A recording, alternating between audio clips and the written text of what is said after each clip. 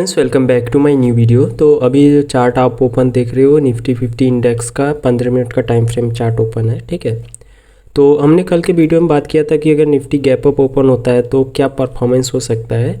तो निफ्टी में बहुत ही अच्छा ओपनिंग किया था। यहाँ पे ओपनिंग करने के बाद जो हमारा फर्स्ट टारगेट था 25,300, उस टारगेट को निफ्टी में बहुत अच्छे तरीके से कंप्लीट किया था।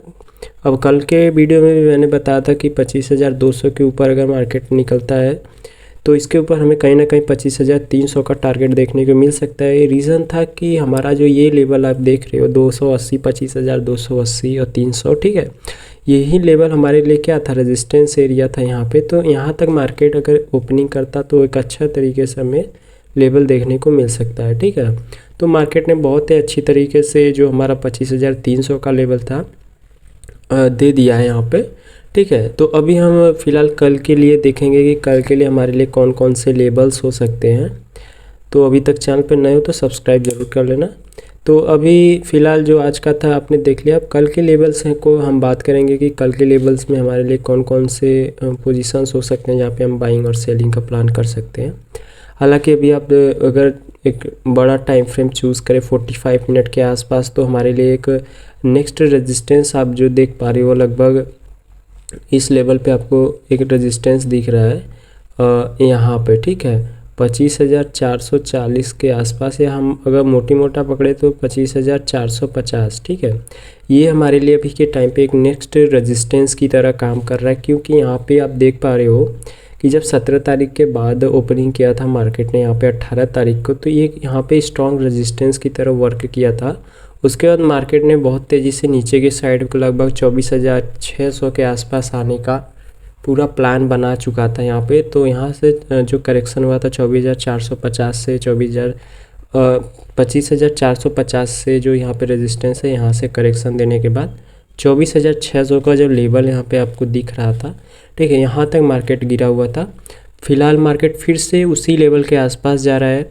अभी फ़िलहाल मार्केट उस लेवल पे है जहाँ पे आप देख पा रहे हो कि ये जो आप देखोगे यहाँ से, तो इस लेवल पे कहीं ना कहीं मार्केट गैप अप ओपनिंग किया था। अगर ध्यान से आप देखो तो यहाँ पे क्या हुआ था, यहाँ पे मार्केट में गैप अप ओपन हुआ था। जब गैप अप ओपन हुआ था तो मार्केट क्लोजिंग भी क्या कहाँ दिया है आज जो ये क्लोजिंग दिया है आज इसी जोन के बीच में ही क्लोजिंग है। ठीक है, तो अगर यहाँ पे कल गैप अप ओपन होता है, ठीक है, अगर गैप अप ओपन होता है यहाँ पे, गैप अप ओपन होने के बाद 25,450 के आसपास जाता है, तो एक करेक्शन हमें नीचे की साइड देखने को मिल सकता है। ठीक है, अगर इसी को हम थोड़ा सा जूम करें तो आप देखोगे कि हमारे लिए एक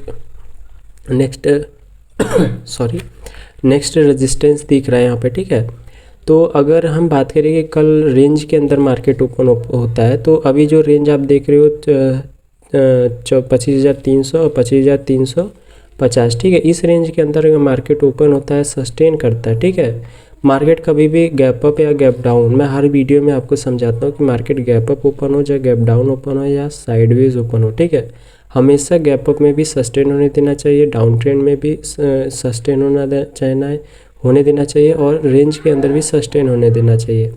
इससे हमें एक परफेक्ट एंट्री देखने को मिल सकता है।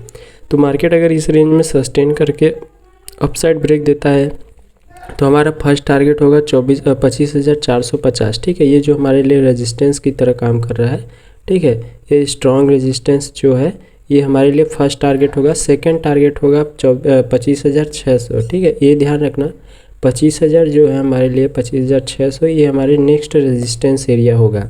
बट मार्केट इसको सस्टेन करने के बाद अगर 25,450 का जो लेवल है इसको ब्रेक करके थोड़ा सा सस्टेन करेगा, तभी 25,600 का जो लेवल है ना ये हमें देखने को यहाँ पे मिल सकता है। बट ये ध्यान रखना कि अगर यहाँ पे 25,450 पे कोई बियरिश कैंडल बनता है, ठीक है, बियरिश का मतलब क्या होता है, जो नेगेटिव कैंडल मार्केट को नीचे की साइड ले आने के काम करते हैं उसको हम बियरिश कैंडल कहते हैं। तो अगर इस लेवल पे कोई बियरिश कैंडल बन जाता है तो मार्केट कहीं ना कहीं फिर से नीचे आने के चांस बना सकते हैं। ठीक है, हालांकि अगर नीचे की साइड अगर सस्टेन करने के बाद नीचे की साइड ब्रेक करता है तो 25,200 हमारा फर्स्ट टारगेट होगा, सेकंड 25,100। लेकिन ये ध्यान रखना कि 25,100 पे कोई बुलिश कैंडल बनता है। बुलिश का मतलब वो कैंडल जो मार्केट को अप साइड ले जाने के चांसेस बनाते हैं।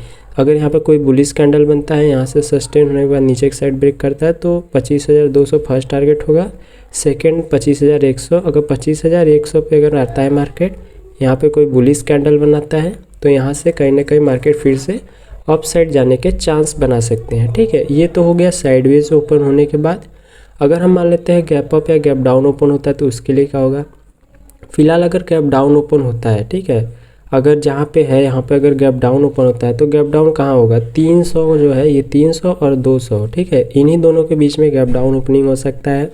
अगर ओपन होता है यहाँ पे सस्टेन होकर नीचे एक साइड ब्रेक करता है तो फर्स्ट टारगेट होगा 25,100। ठीक है, ये ध्यान रखना आप, 25,100 हमारे लिए फर्स्ट टारगेट होगा। बट ये ध्यान रखना कि 25,100 हमारे लिए स्ट्रॉन्ग सपोर्ट की तरह भी काम कर रहा है। रीज़न यहाँ पे भी आप देख पा रहे हो कि एक बार इस लेवल से मार्केट अपसाइड का मूव दिया था और मार्केट फिर से अगर इस लेवल के आसपास आएगा तो कहीं ना कहीं फिर से हमारे लिए एक नया अप मूव मिल सकता है।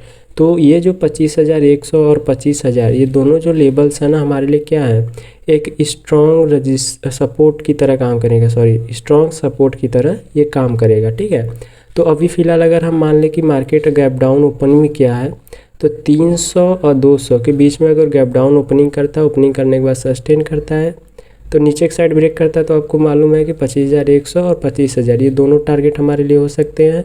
बट ये ध्यान रखना अच्छे से ब्रेकआउट होगा तभी। ठीक है, अगर 25,100 पे भी आता है या 25,100 के आसपास कोई बुलिश कैंडलस्टिक पैटर्न क्रिएट करता है, ठीक है, या 9 EMA का क्रॉसओवर अपसाइड में हो जाता है तो कहीं ना कहीं यहाँ से मार्केट अपसाइड मूव कर सकता है। अगर सस्टेन करने के बाद अपसाइड में जाता है तो फर्स्ट टारगेट हमारा 350 का होगा, ये ध्यान रखना। फर्स्ट टारगेट जो होगा 350, सेकंड 450। ठीक है, सेकंड टारगेट हमारे लिए 450 का होगा निफ्टी के अंदर। ये तो हो गया गैप डाउन ओपनिंग के लिए। ठीक है, अब मान लेते हैं मार्केट गैप अप ओपन हो जाता है तो क्या होगा। तो देखो गैप अप ओपन होने का रीज़न क्या है। अगर मान लेते हैं कि गैप अप ओपन हो जाता है, क्योंकि अभी मानो तो निफ्टी अपसाइड में ही बुलिश बन चुका है मार्केट, तो अगर गैप अप ओपनिंग करता है तो गैप अप होगा तो 350 से 450 के बीच में ओपनिंग होगा। ठीक है, तो मैंने आपको पहले बताया कि जो 400 का लेवल है, ठीक है, ये हमारे लिए क्या है, अभी स्ट्रॉन्ग रेजिस्टेंस एरिया है। ठीक है, ये 400 का लेवल हमारे लिए स्ट्रॉन्ग रेजिस्टेंस एरिया है। तो अगर गैप अप ओपन होता है 25,450 के आसपास, कोई बियरिश कैंडलस्टिक पैटर्न क्रिएट होता है, ठीक है, या कोई बियरिश पैटर्न क्रिएट कर देता है और रेंज बनाता है, तो अगर कोई भी कैंडल क्रिएट होता है बियरिश तो यहाँ से मार्केट नीचे आने के चांसेस बन जाएंगे, जो हमारे लिए 25,200 और 25,000 के आसपास भी आ सकता है। क्योंकि इसके प्रीवियस जब आप देखोगे तो वहाँ पर भी मार्केट इस लेवल से बहुत तेज़ी से नीचे की साइड ही आया हुआ है। ठीक है, अगर यहाँ पे गैप अप ओपन होने के बाद अपसाइड ब्रेकआउट करता है, ठीक है, अगर यहाँ पे मान लेते हैं गैप अप ओपन हो गया इस लेवल के बीच में और सस्टेन करने के बाद कोई नेगेटिव कैंडल ना बना के ब्रेकआउट दे दिया, तब पर भी हमें इंस्टेंट एंड ट्रेड नहीं लेना है। ट्रेड हमें कब लेना है, जब यहाँ से सस्टेन करने के बाद ब्रेकआउट देने के बाद फिर से आके रीटेस्ट करके फिर सस्टेन करके इस लेवल को हाई को ब्रेक करेगा, तब हम यहाँ पे एंट्री बनाएंगे। टारगेट 25,600 का होगा, स्टॉप लॉस हमारा 25,500 के आसपास का स्टॉप लॉस हम यहाँ पे बना सकते हैं। ठीक है, गैप अप में लिए। अब यहाँ से डाउन आएगा तो आपको पता ही है 25,200, 25,100 ये दोनों स्ट्रॉन्ग रेजिस्टेंस की तरह काम करेंगे। ठीक है, तो आई होप कि आपको अच्छे तरीके से समझ में आ गया होगा कि निफ्टी के कौन कौन से लेवल्स कल के लिए हो सकते हैं। ठीक है, तो मिलते हैं अपने नेक्स्ट वीडियो में, तब तक के लिए धन्यवाद।